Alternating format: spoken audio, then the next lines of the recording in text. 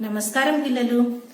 ఈరోజు మనము ఏమేమి చూడాలోని ప్రశ్న జవాబులు రాసుకుందాం. మొదటి ప్రశ్న ఏంటంటే, రకరకాల రంగులలో వేటిని చూడాలి? మన పాఠంలో ఉంది కదా, రకరకాల రంగులలో వేటిని చూడాలి. జవాబు ఏంది? రకరకాల రంగులలో పక్షులను చూడాలి. రకరకాల రంగులలో పక్షులను చూడాలి. రెండో ప్రశ్న, ఏటి సొగసులలో ఏమి చూడవచ్చు? ఏటి సొగసులలో ఏమి చూడవచ్చు? ఏటి సొగసులలో ఊట చెలమెలను చూడవచ్చు.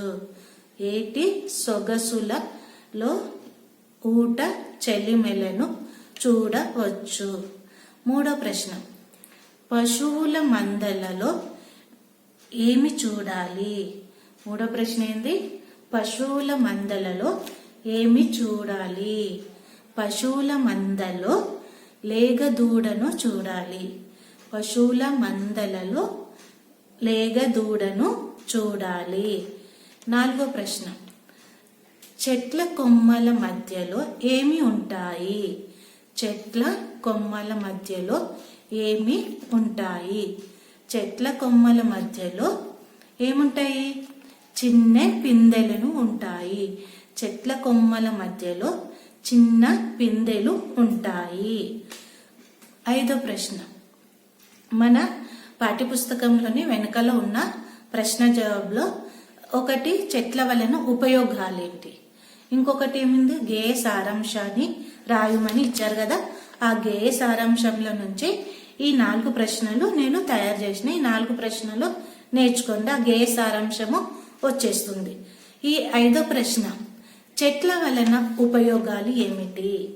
చెట్లు మనకు గాలిని నీడనిస్తాయి. ఇంకా చెట్ల వలన వానలు కురుస్తాయి.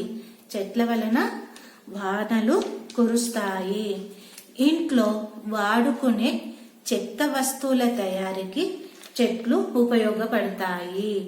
ఇంట్లో వాడుకునే చెక్క వస్తువుల తయారీకి చెట్లు ఉపయోగపడతాయి. ఈ 5 ప్రశ్నలు చక్కగా రాయండి, నేర్చుకోండి.